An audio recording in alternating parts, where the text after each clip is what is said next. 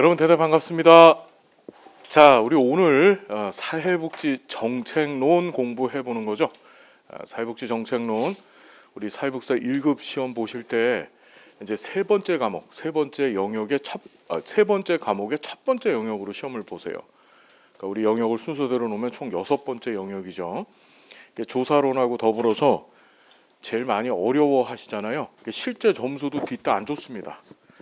실제 점수도 사실은 이제 전체 우리 120점만 맞으면 합격되는 이 시험에서 이 조사론 정책론만 사실 잘해주시면 합격 못할 수가 없어요. 무조건 합격을 합니다. 근데 이 두 영역이 그 점수를 깎아먹는 거예요. 우리가 지금 조사론 공부를 조금 해봤고 오늘 이제 정책론 공부를 할 텐데 이 강의를 잘 들어주시면은 제가 약속드리겠습니다. 정책론 정확하게 만점도 맞을 수 있습니다. 어렵지 않아요, 정말로. 자, 우리 사회복지 정책에 대한 기본적인 큰 틀을 한번 잡아볼 건데,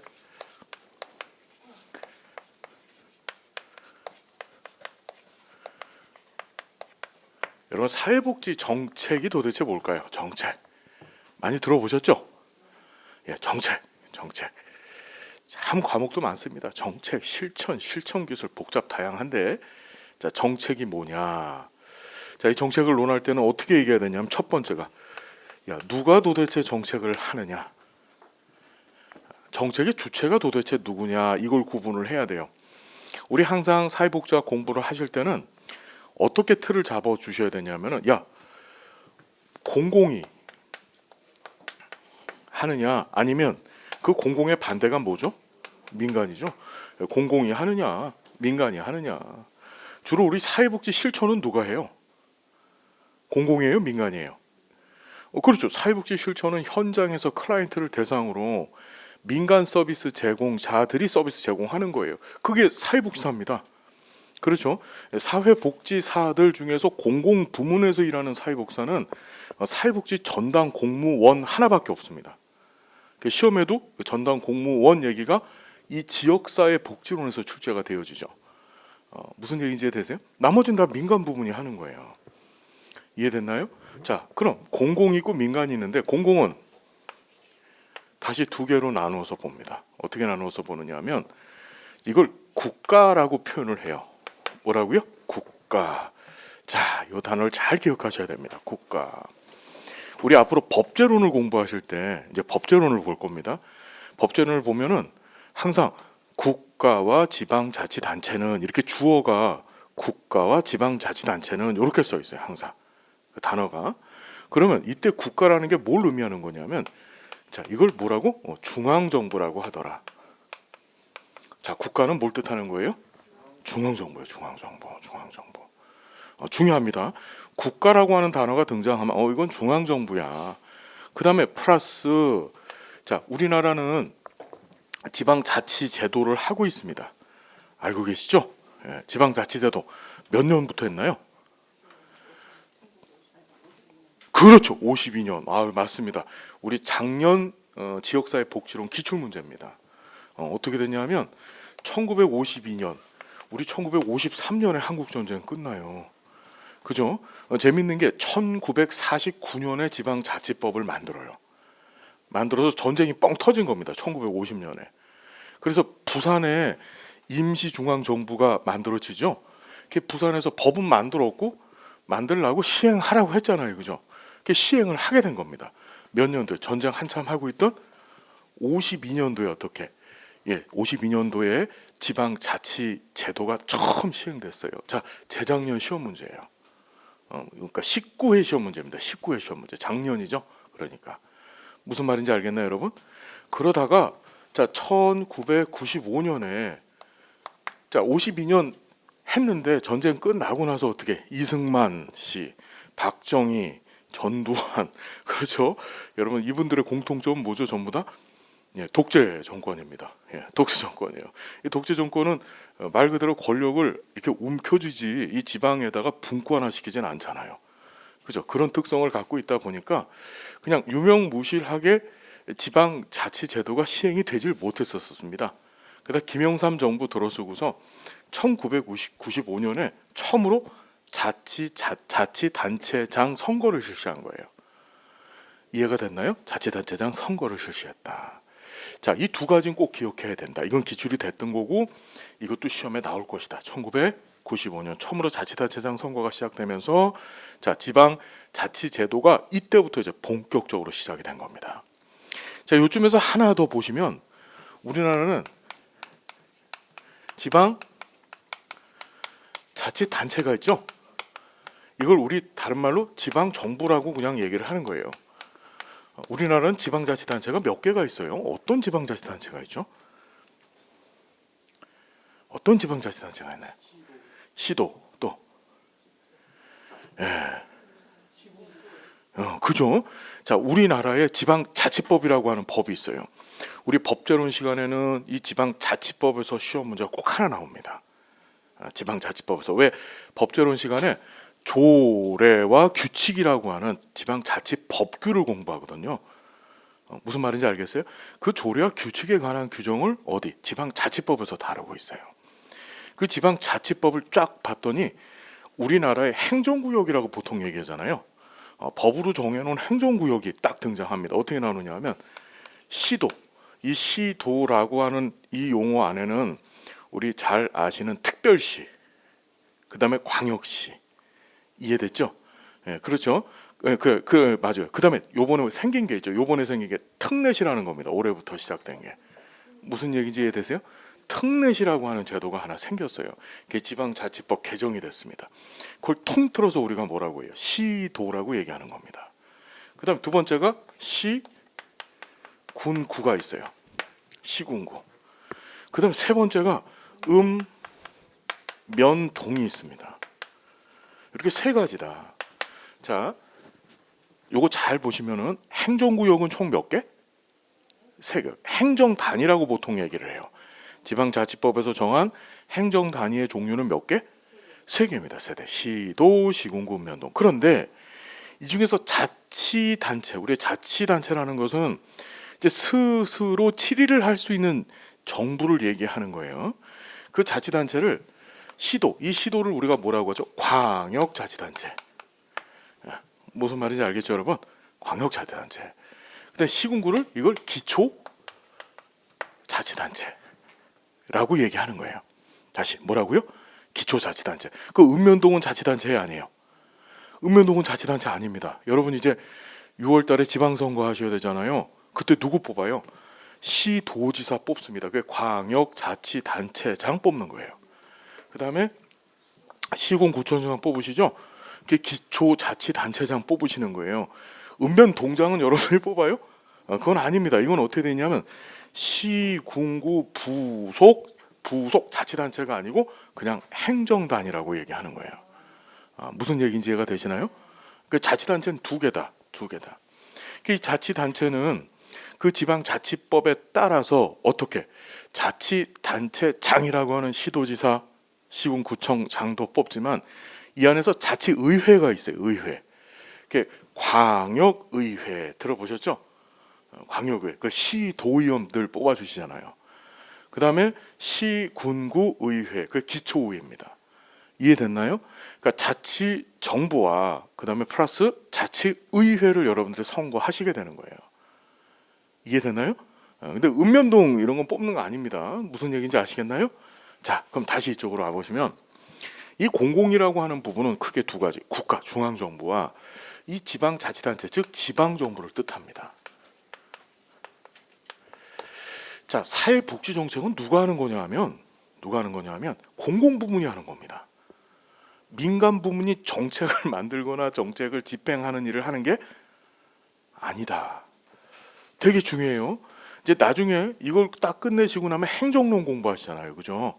정책론 다음에 행정론 공부하시는데 행정론에서는 어떻게 이렇게 국가에서 또 지방정부에서 만들어 놓은 이 정책을 지역사회 주민들을 대상으로 해서 서비스로 전환시키는데 그 전환시키는 주체가 바로 누구냐? 그 주체가 바로 민간이에요.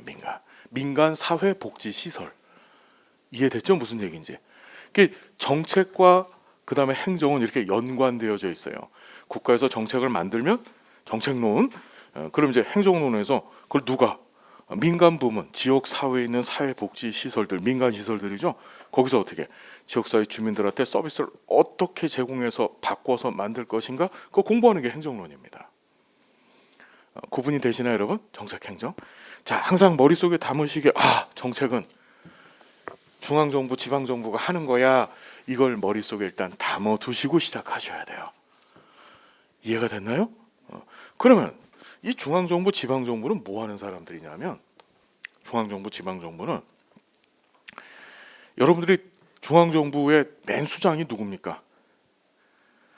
네. 얼마 전에 그 윤 선생님이시네. 자꾸 윤석열 대통령이신데 그 옛날에 뭐지 그 윤 선생 영어 생각이 자꾸 나갖고 윤 선생 자꾸 그래요. 그러면 안 되고 윤석열 대통령님이 이제 중앙정부의 제일 수장이시죠. 그렇죠. 지방정부의 수장은 누구예요?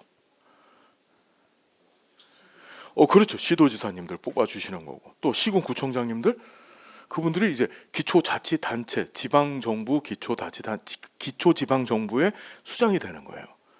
그분들을 여러분들이 뽑아주셨습니다. 왜 뽑았어요? 잘하라고? 예. 왜 뽑으셨는지 한번 설명 좀 해줘 보세요. 왜 그 사람들을 뽑으셨어요? 그 사람들은 뭘 보고 뽑으신 거예요? 그 사람들을 뽑으신 이유가 있으실 거 아니에요. 도대체 뭘 보고 뽑으셨어요? 잘생겨서? 돈이 많아서? 정책을 잘하라고. 그럼 정책을 잘하라고가 그게 어떤 의미일까요, 도대체? 그렇죠. 권한을 부여해 줬습니다. 왜 권한을 부여해 줬냐 이겁니다. 그 사람들은 뭘 보고 도대체? 자, 이때 뭐가 등장하냐면 가치 얘기가 등장해요. 가치. 따라볼까요? 가치. 되게 중요한 용어야 이게, 가치. 여러분, 가치라고 하는 용어는 사회복지 실천론 시간에 주로 깊게 공부하죠. 근데 정책론 시간에도 가치 얘기가 꼭 등장합니다. 여러분, 가치가 무슨 뜻이에요? 실천론 시간에 공부하셨던 가치. 가치가 무슨 뜻일까요? 가치. 우리 가치에서 윤리가 나왔다 이렇게 공부했잖아요. 가치에서 윤리가 나왔다. 그 가치가 뭔가요? 그렇죠. 예, 가치라는 게 쓸모 있다. 맞아요. 영어로 이제 value죠, value. value예요. 우리 잘 아시겠지만 이런 얘기 있잖아요. 돼지가 있는데 이 돼지한테 진주를 줍니다. 진주. 여러분들한테 제가 진주를 줘요. 진주, 여기 싼 진주 아니야. 진짜 진주야. 진짜 진주를 주면 여러분 어떻게 하시겠습니까? 좋아요, 안 좋아요? 진짜 좋단 말이에요.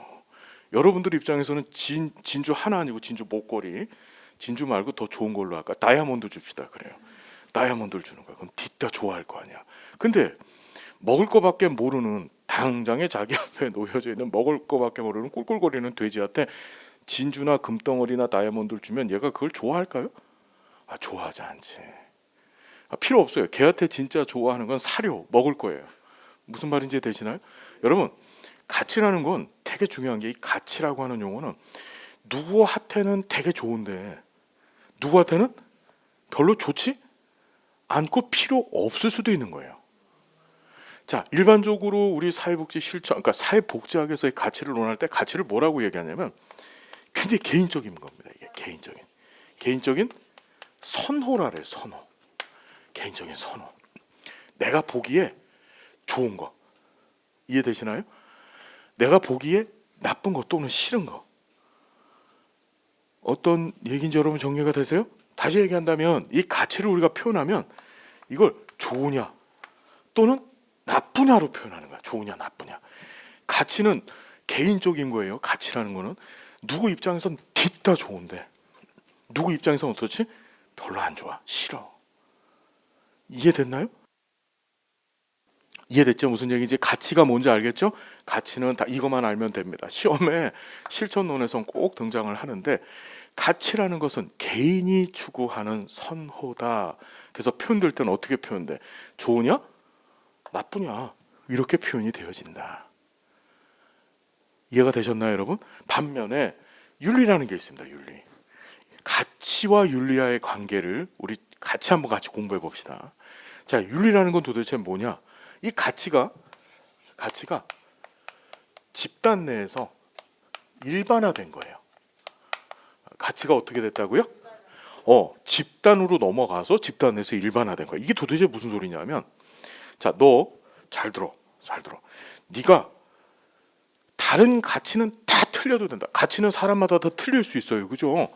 좋으냐 나쁘냐. 내가 보기엔 이 하얀색을 놓고 되게 좋아. 이건 내 가치에 의해서 판단한 거예요. 또 어떤 사람 보기엔 나 하얀색 별로야. 나는 여기 지금 여기 무슨 색이야? 연두색이 좋아. 이렇게 얘기하는 사람이 있단 말이에요. 그죠? 그런데 네가 우리 집단에 들어와서 우리 집단의 구성원이 되고 싶냐? 싶으면 다른 가치는 다 틀려도 되는데 이 가치만은 공통으로 갖고 있어야 네가 우리 집단의 성원이 될 수 있어. 그걸 윤리라고 하는 거예요. 윤리는 그래서 뭐라고 얘기하냐면 집단 내에서 일반화된 가치라고 얘기를 해요. 집단 내에서. 이게 도대체 뭐냐? 여러분, 사회복지사라고 하는 집단이 있잖아요, 그죠? 복지사들은 다른 가치는 다 틀려도 돼요. 뭐가 좋고 나쁘고 뭐 나는 커피를 좋아해, 아니야 나는 저 커피 싫어해, 다 틀려도 되거든요. 근데 두 가지 가치만은 반드시 갖고 있어야 돼요. 그래야만 사회복지사 집단 안에 들어올 수 있어요. 그 첫 번째를 인간의 존엄성 가치라고 얘기를 해요. 다시 뭐라고 한다고요? 인간의 존엄성. 아이고 중요하다. 인간의 존엄성. 인간의 존엄성이 무슨 뜻이에요? 다른 어떤 조건도 필요 없습니다. 인간이라고 하는 하나의 이유만 갖고 있으면 우린 그들을 어떻게? 존엄한 존재로 여겨야 돼요. 그게 사기꾼이건 강간범이건. 자꾸 범죄자 얘기만 하지? 우리 생각해봐. 저 요양원 같은 데 가면 할머니들이 응아를 해갖고 이걸 벽에다 막 이렇게 바르고 다녀요. 보신 적 있으세요? 더 기가 막힌 게 할머니가 이 추석날이 되면 꼭 추석날 그런 일이 있어요. 응아를 이렇게 하셔갖고서 조물조물 해갖고 송편을 만듭니다. 그런 거 본 적 없으시죠? 제가 옛날에 그 국회에서 그 장교양 제도개선위원이라는 걸 했는데 그때 이 장교양 기관들을 돌아다녔어요. 실태가 어떤지를 보려고.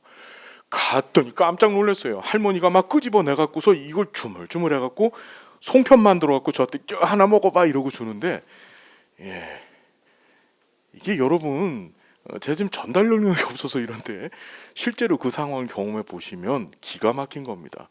요새는 여러분 개도 옛날에 똥개라 그러잖아요. 개도 똥을 안 먹는데 사람이 똥을 갖고 장난하고 그걸 먹는 일까지 해요. 그게 사람으로 보일까요?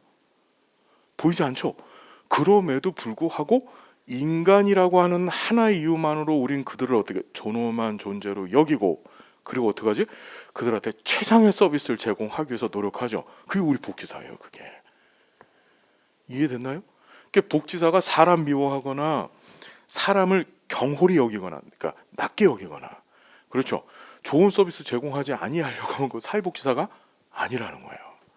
자, 두 번째, 사회복지사가 갖춰야 될 기본적 가치가 바로 기본적인 가치가 사회적 배분정이라는 거예요. 이거 제가 얘기한 거 아니고요. 시험에 잘 나오죠. 이걸 사회복지의 이중가치체계라고 얘기해요. 다시 뭐라고요? 사회복지의 이중가치체계 또는 사회복지의 기본적 두 가지 가치체계 또는 사회복지의 본질적 가치체계, 이렇게 얘기를 합니다. 이중가치대 두 개다. 그래서 그다음 본질적 가치. 그럼 이건 뭐냐? 배분정이라는 게 배분, 디스트리뷰션, 나눈다는 뜻이에요. 우리 뭐라고 얘기하냐면 사회복지학에서는 나누는 것이 정의롭다고 얘기해요. 우리는 야 부자 너 많이 갖고 있지? 야 네 것 좀 내놔봐. 가난한 사람 좀 주게. 그걸 우린 정의롭다고 얘기하고 그거 하는 게 우리들이에요. 이해됐나요? 자원봉사자가 자기 시간 들이고 돈 들여서 자원봉사 활동을 해요. 후원자가 어떻게 후원금을 자기 돈을 내서 후원 활동을 한단 말입니다. 이게 일반적인 시장 체제 내에서는 말도 안 되는 일이에요. 이게 아니 내 돈 들이고 내 시간 들여가지고서 이게 뭐 와서 봉사하고 내 아무 대가 받지 아니하고 내 돈 들여서 무엇인가 남한테 득되는 일을 한다는 것이 이게 사실은 말이 안 되는 얘기죠. 근데 우리는 어떻죠? 그걸 저스티스, 정의롭다고 얘기하는 거예요. 그걸 그걸 정의롭다라고 생각할 수 있어야만 복지사 될 수 있는 거예요. 이해가 되시죠? 무슨 얘기인지 이해가 되세요? 그래서 이 두 가지 가치를, 다른 가치 다 틀려도 되는데 이 두 가지 가치를 너는 반드시 갖고 있어야 된다. 그걸 윤리라고 하는 거예요. 윤리는요, 항상 뭘 하느냐? 기준을 세워요. 기준을 딱 세워요. 무슨 기준을 세우냐? 야, 우리 집단 내에서 정해 놓은 요런 일반화된 가치가 있어. 그걸 윤리적 기준 또는 윤리적 잣대라고 얘기하는데, 이 잣대대로 행동하면, 뭐하면요? 행동하면 그것은 옳은 것이고, 그렇지 못하면 그른 것이 된다. 이렇게 얘기해요. 자, 봐요. 가치라고 하는 것은 좋으냐 나쁘냐 이 얘기인데, 윤리는 옳으냐 그르냐로 따져요.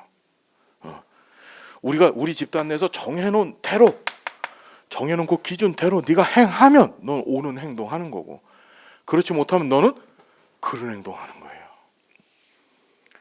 이해가 되셨습니까? 무슨 얘기인지? 그런 행동하는 거예요.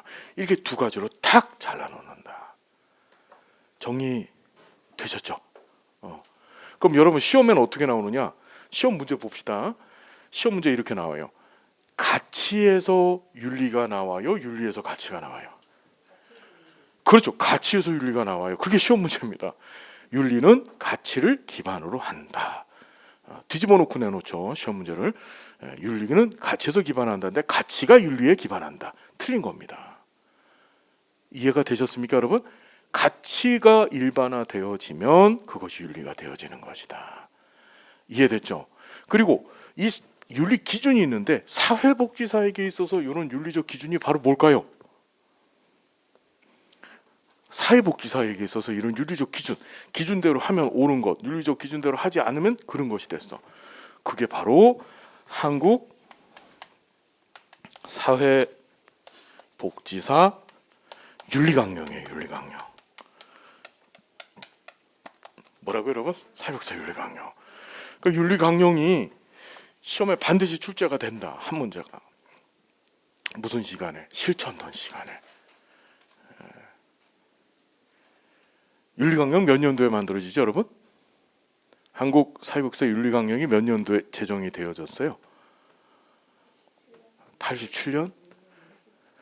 몇 년도냐면요.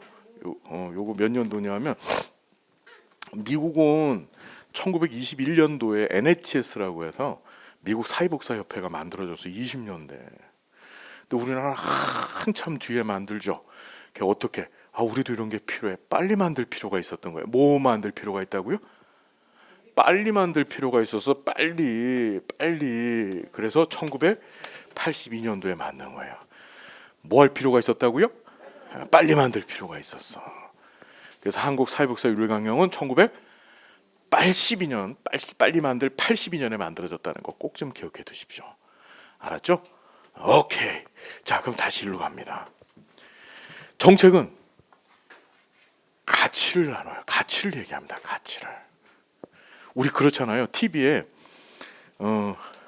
정책 뭐 무슨 문재인 정부에서 무슨 부동산 정책을 했습니다. 이렇게 표현이 나오면, 그게 나오면 어떤 분들은 그걸 놓고서 쟤 잘하고 있어. 저 정책 잘하고 있어. 이렇게 얘기하시는 분들이 있는데, 한쪽에서는 저 죽일 놈, 저 주사파 빨갱이 이렇게 얘기하고 계신 분들도 계셔. 무슨 말인지 되세요? 정책은 엄격히 얘기하는데 가치에 관한 얘기예요. 가치에 관한 얘기. 왜? 사람마다, 국민들마다 그 정책을 선호하는 자가 전혀 다 틀려요. 좋아하는 자, 그렇죠? 싫어하는 자가 명확하단 말이에요. 여러분들이 그 발음이 잘 안 돼. 그분은 왜 발음이 안 될지 모르겠어. 윤석 씨, 하여튼 윤석열 씨를 뽑아 주셨는데, 그건 왜 뽑은 거냐면 그 사람이 갖고 있는 국가 정책에 관한 가치를 여러분들이 좋아하셔서 뽑아 주신 거야. 그렇게 정의 내려야 되는 거예요. 이해됐죠? 그가 추구하는 것, 그가 생각하는 것이 여러분들이 좋아서, 그렇죠? 40몇 %가 그분을 뽑았다 그랬죠? 그 40몇 %는 그 가치를 좋아해 줘서 뽑아주신 거야. 그분들이. 이해가 됐나요? 어떤 얘기인지? 자, 그래서 보세요. 가치가 있는데 이 국가나 또는 지방 정부가 갖고 있는 자신들의 가치가 있어요. 가치가. 그렇죠. 그걸 보통 민주주의 국가에서는 지금 말씀드린 것처럼 일종의 선거 제도 같은 걸 통해서 이 사람들 뽑아주고 그럼 뽑아주는 순간에 뭘 준 거냐면 여러분들이 야 니네는 니네들이 갖고 있는 가치를 한번 우리 국민들한테 실현해봐. 실현할 수 있는 힘을 줄게. 그걸 일반적으로 공권력이라고 얘기하죠. 그걸 부여해 준 거야. 야, 너 인사권도 줄 테니까 네가 원하는 보건복지부 장관 뽑아봐. 그렇죠? 그 보건복지부 장관한테 시켜가지고서 예산도 줄 테니까 그 돈 갖고, 그렇죠? 그 예산 가지고 그 다음에 그 뭐 인력도 주고 할 테니까 그거 갖고서 니네 가치를 한번 국민들한테 실현시켜봐. 그걸 우리가 뭐라고 얘기하냐면 가치의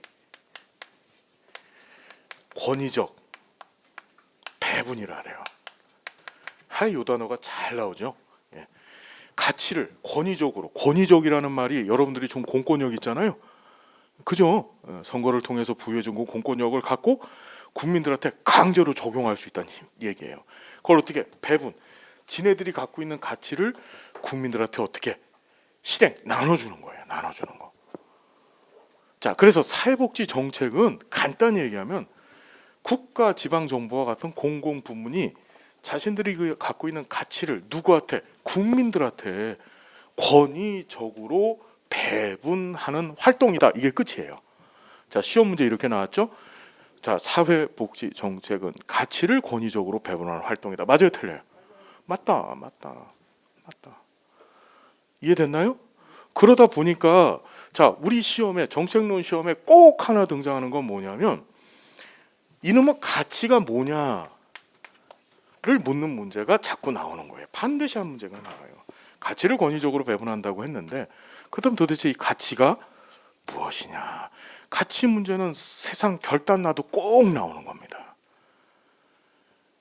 이해됐죠? 무슨 얘기인지. 자, 그 얘기를 지금 볼 거예요. 요거 지워도 되죠, 이제? 다시 요거 기억하셔야 돼요. 가치의 권위적 배분. 그럼 사회복지 정책은 가치 지향적일까요? 아니면 가치 중립적일까요? 가치 중립이라고 하는 얘기는 가치가 반영되어 있지 않다, 좋다, 나쁘다 얘기를 하지 않겠다는 얘기인데, 근데 가치 지향적이라는 건 그 반대죠. 좋다, 나쁘다를 논하겠다는 거예요. 그럼 사회복지 정책은 가치 지향적이에요? 가치 중립적이에요? 당연히 지향적이야. 그게 시험에 3번 나왔다. 3번쯤까지. 정책은 가치 지향적이다. 하나도 안 어려운 얘기죠. 그러니까 되게 재밌는 게 뭐냐면 우리 각 정부의 정책들이 쫙 나오잖아요. 나오면은 그걸 놓고 TV에 이제 언론상에 나와. 그걸 놓고서 저 죽일 놈 살릴 놈 이럴 소리를 할 필요가 없어. 우린 보면서 그냥 우린 뭐야? 쟨 좋아, 쟨 싫어. 이렇게 얘기하는 게 맞는 거예요. 가치 얘기이기 때문에. 그걸 놓고서 마치 그냥 막 눈에 불을 켜고서 가 죽일 것처럼 살릴 것처럼, 그거 참 어리석은 바보입니다. 이해가 됐냐? 그냥 좋으냐 나쁘냐고. 나중에 여러분들이 좋으시면 그 사람 더 한번 선거 때 공권력 주시면 되고 권위적 배분을 할 수 있게. 안 되면 공권력 다른 사람한테 주시면 되는 거예요, 선거 때. 이해됐나요? 그게 바로 우리 잘 공부한 사람들의 자세다. 자, 가치 얘기를 지금부터 해볼 거예요. 그럼 가치가 뭐냐? 이거 지워도 되죠? 이제 확실히 이해 쓰셨죠? 이제 이해를 해주셔야 돼. 이해하지 아니하고 공부하면 다 쓸모없는 지식이 돼버립니다. 나중에 제가 바라는 게 있다 그랬죠? 여러분들 잘 공부하셔서 가르치는 일 여러분들이 해주세요. 제발 부탁입니다. 가르치는. 나중에 제가 그런 것들을 만들 거예요. 우리 강사님들 양성 과정 뭐 이런 것들 지금 대학들하고 얘기하고 있거든요. 그래서 꼭 그런데 참여해 주셔갖고 여러분들도 학교에서 교수님들도 좀 대주시고, 알았죠? 그 다음에 현장에서 이 강의해 주실 수 있는, 그리고 가르칠 수 있고 후배들한테 슈퍼비전 주실 수 있는 그런 우리 선생님들 되주셨으면 좋겠어요. 알았죠? 자, 보겠습니다. 사회복지 정책에서의 가치가 있어요. 가치가 있는데 그 첫 번째가 평등 가치라는 거예요. 평등. 가치는 좋으냐 나쁘냐라고 했었어요. 그 다음 두 번째 가치가 자유라고 하는 가치가 있습니다.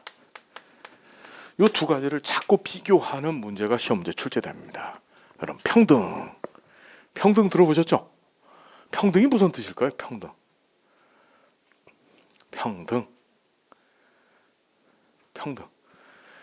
정책에서 다루는 평등의 개념을 잘 정리를 하셔야 돼.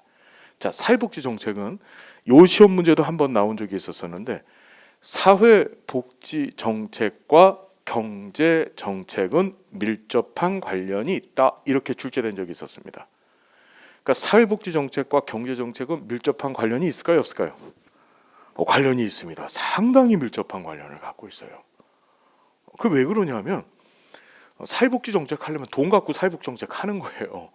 그리고 경제가 나빴었을 때, 좋았었을 때마다 사용되어지는 정책이 전혀 틀려요. 무슨 얘기인지 되시죠? 경제가 나빠지면은 가난한 사람들, 힘든 사람들 숫자가 많이 늘어나기 때문에 주로 공공부조 정책 쪽으로 확산이 되어지고, 경제가 좋아지면은 보험료를 낼 수 있는 사람들 숫자가 많아지기 때문에 사회보험 정책들이 많이 활성화되어지는 경향이 커요. 이해됐나요? 자, 그런 건 걷어치고, 자, 여기 보시면 평등이란 건 뭐냐? 경제학에서는요, 기본적인 전제가, 경제학에서는 이 세상의 자원은 한정되어져 있다. 다시 뭐라고요?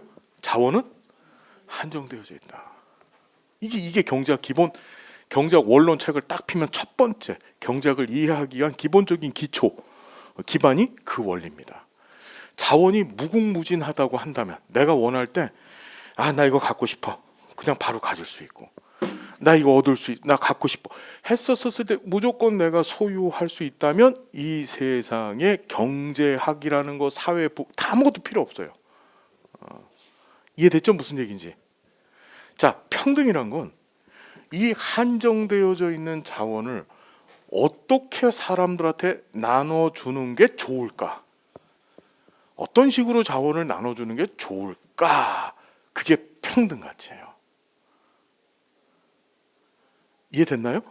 자, 그러면 자, 평등은 다시 세 가지가 있는데, 첫 번째가 산술적, 시험에는 산술적, 수량적, 주로 수량적 평등이라고 하는 게 제일 많이 나와요. 수량적, 결과의 평등이 있고, 자, 두 번째가 비례적 평등이 있어요. 세 번째가 기회의 평등이 있습니다.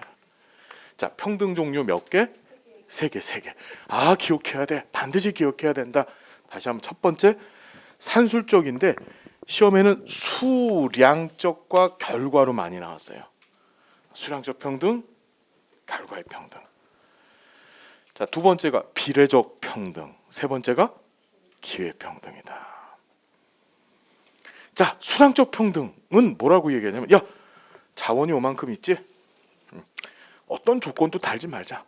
그냥 그 사회 구성원들, 사람들 숫자대로 똑같이 나눠주자.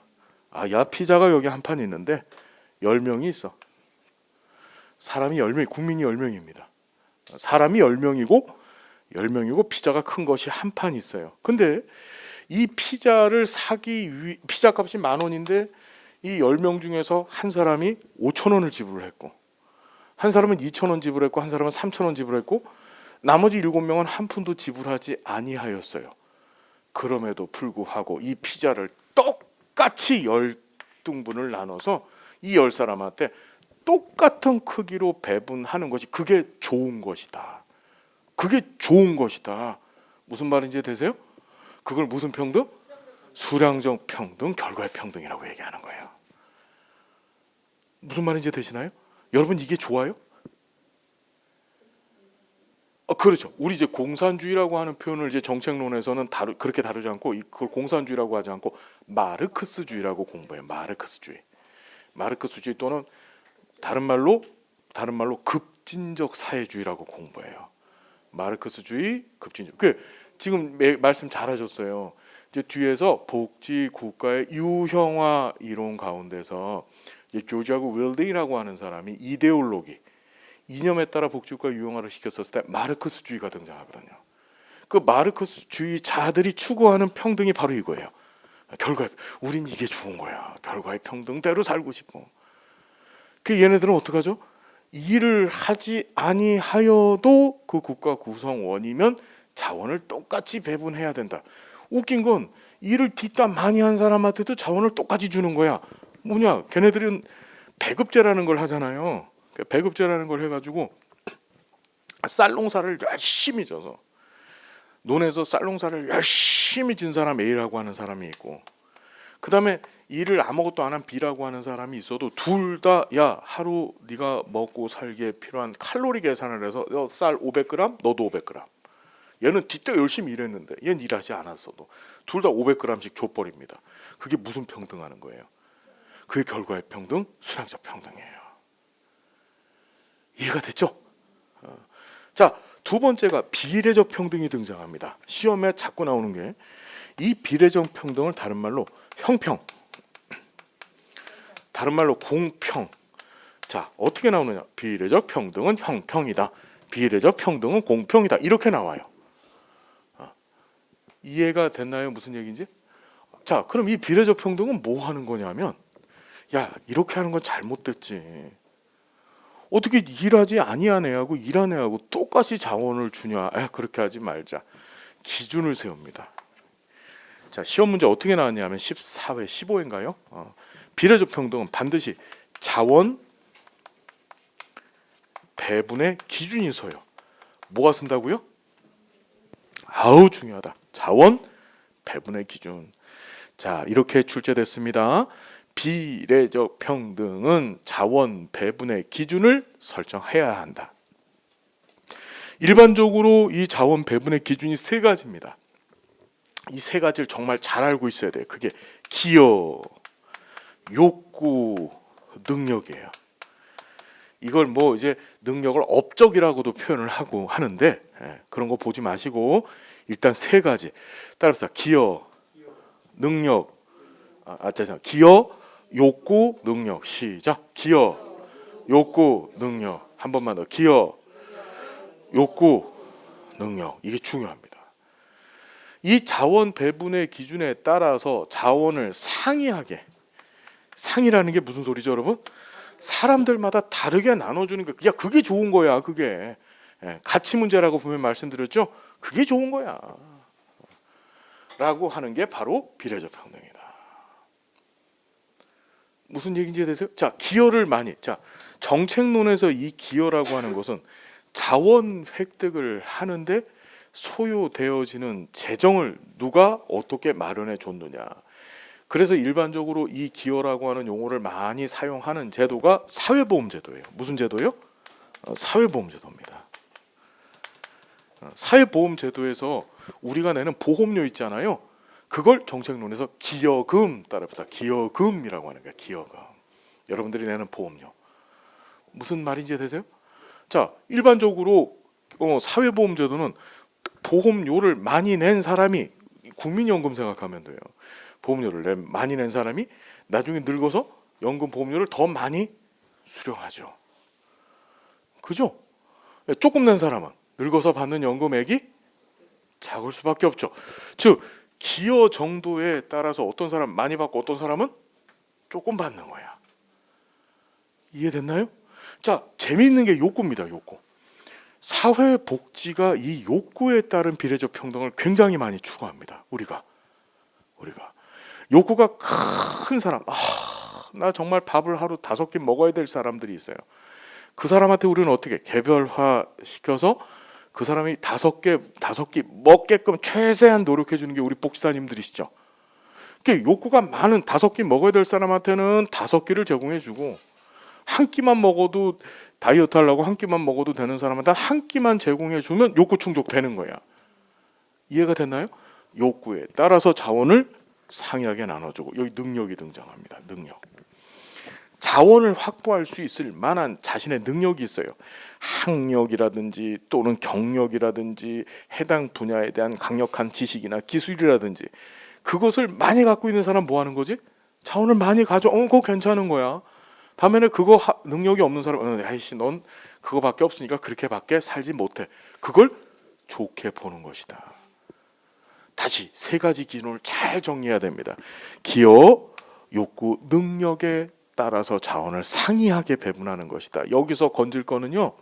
앞에서 말씀드렸죠. 얘가 똑같은 말이라는 게 자꾸 시험에 나오고, 알았죠? 그 다음에 자원 배분의 기준이 있어야 된다는 거고, 그 다음에 세 번째는 그 배분의 기준 안에 기여, 욕구, 능력이 있다는 사실을 정확히 정리해 두셔야 된다. 알겠죠? 됐나요? 여기 볼게요. 이제 기회평등이 등장합니다. 여러분, 산술적 평등하고 비례적 평등하고 기회평등을 잘 구분을 해 보셔야 되는데, 산술적 평등하고 비례적 평등은 일단 자원이 있어요. 현재 있어. 이걸 도대체 어떻게 나눠줄 것인가를 논하는 거예요. 그 산술적 평등은 현재 확보된 자원을 똑같이 나눠주자요. 그죠? 그 다음에 비례적 평등은 현재 확보된 자원을 서로 다르게 나눠주자. 자원 배분의 기준에 따라서 다르게 나눠주자요. 그런데 기회평등은 뭘 논하고 있냐면 자원을 나눠주자 얘기가 아니에요. 여기 자원이 이렇게 있는데 자원까지 가는 과정이 있습니다. 자원까지, 그 자원을 개인이 획득하는 데까지 가는 과정, 그 과정에서만 평등하게 사람들을 다뤄주자. 우리가 일반적으로 어떤 자원을 획득하는 데 있어서 획득하기 위해서 우리 사회화시키는 방법이 있어요. 사람들을. 그래서 만든 제도가 있어요. 그게 뭘까요? 그게 교육제도예요. 왜 공부하죠 우리가? 왜 초등, 중등, 고등을 왜 공부하는 거예요? 공부 마치고 나가서 직장도 얻고 내 사업도 하고 그걸 통해서 뭐 하는 거지? 돈 버는 거죠. 자원을 확보할 수 있는 능력, 기술, 지식을 배우는 그 과정이 교육이란 말이에요. 교육 뭐 돈이 남고 재밌어서 교육하는 거 아닙니다, 여러분. 예, 우리 부잣집 이번에 청문회 때도 보시지만 이 부잣집 권력 있으신 분들이 자식들을 촤라하고 막 유학 보내고 공부시키고 뭐 이러는 이유가 뭐죠, 여러분? 나중에 너 나이 먹어서 다른 사람들보다 더 강력하게 자원을 확보할 수 있는 능력을 갖춰라라고 하는 의미에서 그 사람들 공부시키는 거예요, 자식들을. 여러분들이 공부하는 것들도 마찬가지입니다. 더 나은 직장, 그렇죠. 더 나은 사회적 지위를 갖기 위해서 공부하시는 거잖아요. 혹시 여기서 즐거움을 위해서 공부하시는 분들은 그건 멋진 사람들이야. 자, 그래서 이 기회평등의 가장 대표적인 사회보장 제도가 바로 교육제도예요. 교육자가 등장하면 이건 기회평등이에요. 무슨 소리냐면, 그래, 야 부잣집 아들, 가난한 집 아들, 좋아. 너네들 국가에서 무조건 초, 중, 고까지 무상으로 교육시켜줄게. 무상으로. 그럼 뭐가 같아지는 거냐면 그걸 출발선이라고 얘기하는데, 동등한 출발선 뭐예요, 여러분? 출발선. 같은 출발선, 똑같이 초, 중, 고를 공부시켜 줄 테니까 출발선은 같아요. 출발선은 해줄 테니까 나중에 그 자원을 실제로 획득하고 못하고는 그건 전적으로 누구 책임이에요, 그건요? 그렇죠. 그건 본인의 책임으로 묻는 것이 맞다라고 보는 것이 그게 바로 기회평등 가치다. 하나 빠뜨렸어요. 이 비례적 평등이 반영되어진 대표적인 제도들을 묻는 게 자꾸 등장해요. 자, 기회평등은 시험 문제 나오면 교육이나 또는 우리 할당제라는 게 있어요. 여성고용 할당제, 그렇죠? 그다음 고령자 고용 촉진법이라고 하는 법에 따른 고령자 할당제. 이건 뭐냐? 그러니까 할당제는 사실은 기회평등보다 조건의 평등인데 그 다시 뒤에 가서 하고요. 이거부터 보자고요. 그냥 기회평등은 무조건 뭐 교육 생각하시면 돼. 교육. 그것만 생각하셔. 알았죠? 그리고 비례적 평등의 예가 등장하는데 여기 첫 번째 열등 처우의 원칙이라는 것이 시험에 아주 잘 나온다. 무슨 처우 원칙이요? 열등 처우 원칙. 열등 처우 원칙이 뭐예요?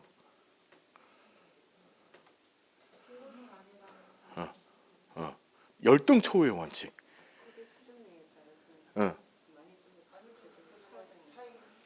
급여 수준에 따라서 열등 처우 원칙이라는 단어를 우리가 많이 듣게 돼요. 이게 정책론에서 총 3번 나오고 3번이 다 시험에 자주 출제가 되어져요.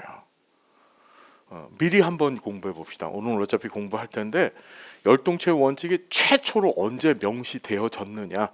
열동체의 원칙을 최초로 명시한 법이 있어요. 그게 뭐냐? 저 영국이라고 하는 나라에서 1834년이에요. 아유, 몇 년도요? 1834년. 몇 년도? 34년. 34년에 개정구빈법이라고 하는 법이 제정됩니다. 무슨 법이요? 개정구빈법. 이걸 다른 말로 신구빈법이라고 얘기를 해요. 신구빈법. 여기서 최초로 열동체의 원칙이 명시돼요. 이 법이 이 가난한 사람들한테 아주 끔찍하게 나쁜 법이었거든요. 아주 소름 끼치게 나쁜 법이죠. 오늘 공부하면 왜 그런지 알게 될 거예요. 되게 나쁜 법이야. 그러니까 가난한들 입장에서 보면은 이거 뭐라고 읽죠, 여러분? 아, 발음 좋아요. 지금 예, 다시 한번. 예. 18 바라는 거 아니에요. 다시 뭐라고요? 아니야. 아까 전에 했던 대로 해 보세요. 괜찮아요. 예. 예, 그렇죠. 예. 쌈 싸먹을 법이야. 아주 쌈 싸먹을 아주 끔찍한 법이야. 자, 머릿속에 기억해놔. 개정구빈법이라고 하는 법. 18 쌈 싸먹을 아주 끔찍한 법이야. 그래서 1834년이야. 아주 쌈을 싸먹을 법이라고. 쌈을 싸먹을 법. 알겠나요? 아주 나쁜 법이에요. 나쁜 법. 거기에서 열동체의 원칙을 제시를 했어요. 자, 두 번째 열동체의 원칙이 시험 문제 나오는 것이, 얘는 우리 공공부조라고 하잖아요. 공공부조가 뭐예요? 공공부조 제도, 공공부조. 들어봤죠? 공공부조. 그 공공부조가 뭐예요? 그렇죠. 자, 여러분 결혼식장 갈 때 무슨 금 갖고 가? 결혼식장 갈 때. 이거 되게 중요한 거야. 결혼식장 갈 때 하고 장례식장 갈 때, 무슨 금 갖고 가죠? 그죠? 어떤 분들은 그걸 부주금이라래. 부주금 아니야.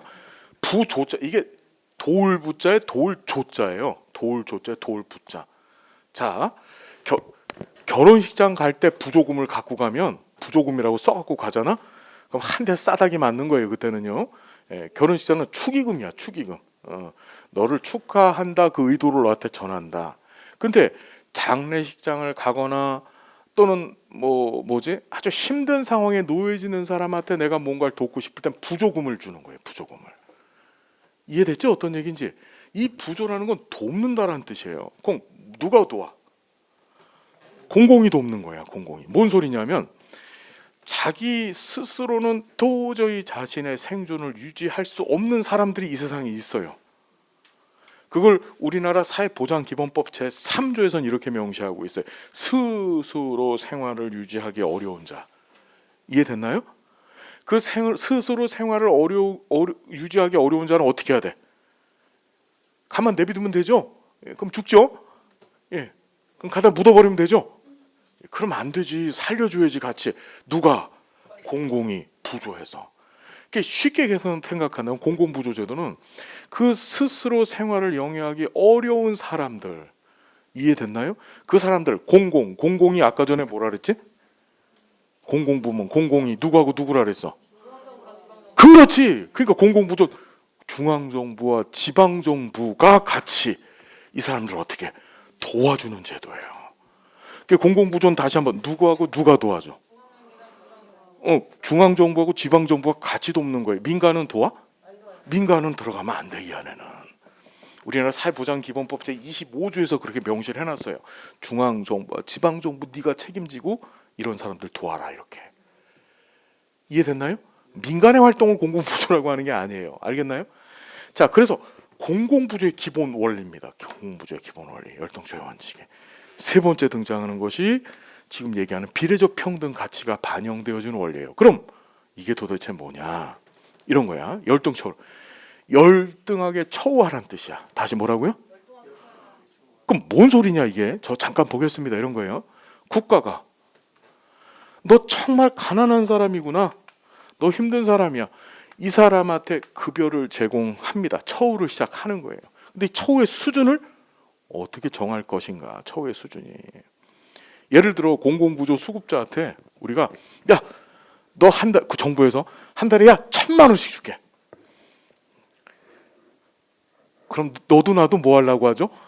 예, 사생결단 수급자 되기 위한 최선의 노력을 다하면서 살려고 노력할 거야.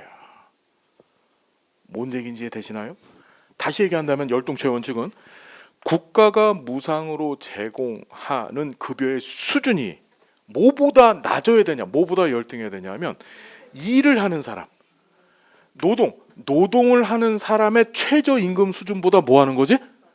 낮아야 된다는 거예요. 즉 일을 해서 돈을 버는 사람의 소득 수준보다, 가장 낮은 소득 수준보다 국가가 제공하는 무상의 급여 수준이 더 열등, 낮아야만 된다는 거예요. 예를 들자면 우리나라 최저임금이 시간당 10,000원이다. 그럼 국가가 제공하는 이 공공부조 제도의 급여 수준은 얼마만큼 돼야 돼? 10,000원보다는 적어야 된다는 거예요. 적어야 된다. 우리 이제 사회보장기본법 공부할 텐데 국가가 국민의 이 사회보장급여 수준을 결정을 할 때는 반드시 두 가지를 보게 돼 있어요. 그것이 최저임금과 그다음 국기법에서 정한 최저보장 수준 두 가지를 보게 돼 있어요. 그때 최저임금을 보게 돼 있단 말이에요. 최저임금을. 좀 이따가 한번 봅시다. 그 조문이 있어요. 볼까 지금 아예? 우리 책 좀 잠깐 꺼내 봅시다. 세 번째 책 다 갖고 오셨죠?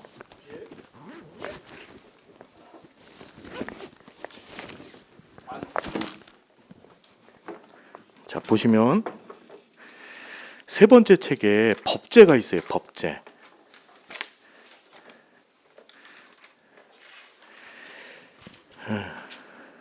얘가 얼마나 시험에 많이 나오냐면,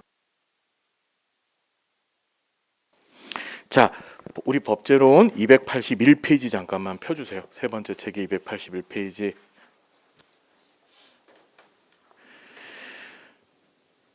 지금까지 시험에 자그마치 3번이나 나왔어요. 3번. 자, 제 10조 보이세요? 사회보장기본법 10조. 거기 보면 이렇게 써 있어요. 10조 2항. 국가는 관계 법령이 정하는 바에 따라 최저보장 수준과 최저임금을 매년 공포해야 되고, 그래놓고 3항을 봤더니 국가 지자체는 최저보장 수준과 최저임금을 고려해서 사회보장급여 수준 정하라고 해놨죠. 뭘 고려하래요? 최저임금을 고려하랍니다. 최저임금을. 이유가 뭘까? 최저임금보다 더 줘야 돼, 말아야 돼? 더 주지 말아야 된다는 의미가 있는 거예요. 이게 열동체의 원칙에 관한 얘기를 하고 있는 거예요. 그 다음에 자, 어디 보시냐면 바로 옆에 3조 있잖아요. 3조. 제 3조의 3호를 보면 공공부조란 보이세요? 봤더니 국가와 지방자치단체 책임하에 누구 책임? 이걸 아까 전에 뭐라 그랬죠? 그게 공공이라 그랬잖아요. 공공 책임하에 뭔 생활 유지 능력이 없거나 생활이 어려운 국민의 최저생활 보장하는 것이다. 이 최저생활을 우리가 보통 생존권 보장이라고 얘기를 해요.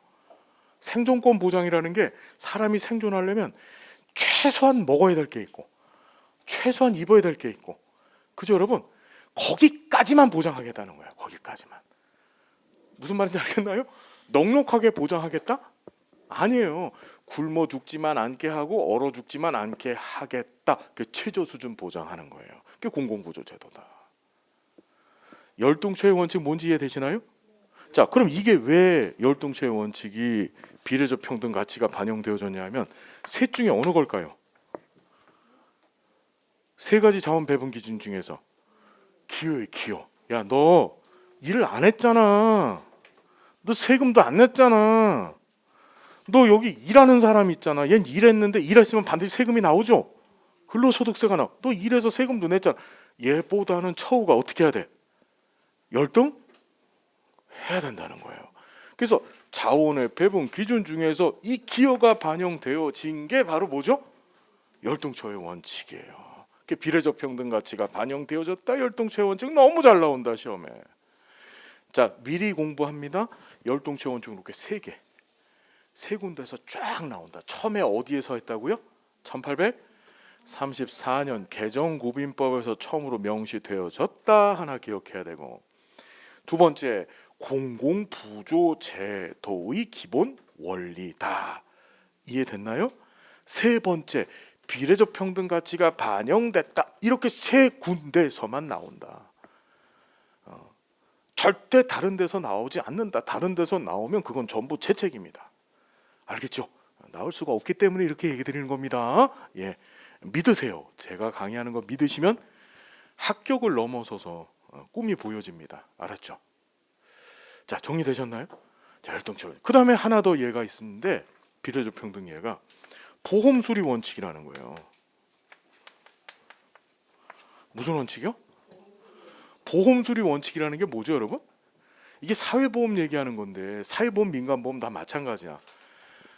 많이 내면 나중에 많이 받고, 조금 내면 나중에 조금 받고, 그걸 보험 수리 원칙이라고 얘기하는 거예요. 그것도 뭐 한 거지? 네가 기여 많이 했니? 많이 했으면 나중에 많이 받고, 보험료 많이 냈으면.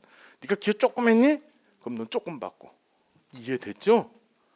자, 이 두 가지 예시를 반드시 기억해 두셔야 된다. 알겠죠? 자, 제도로 따진다면 요것도 보셔야 돼. 이 수량적 평등 가치가 반영되어진 사회 보장 제도가 있어요. 그 공공부조제도입니다. 무슨 제도요? 자, 우리 요 얘기 좀 잠깐 해봅시다. 5분만 쉬었다가 합시다. 잠깐만 쉬었다가 10분만 쉬어서 11시 5분에 다시 강의 시작하겠습니다. 아시겠죠?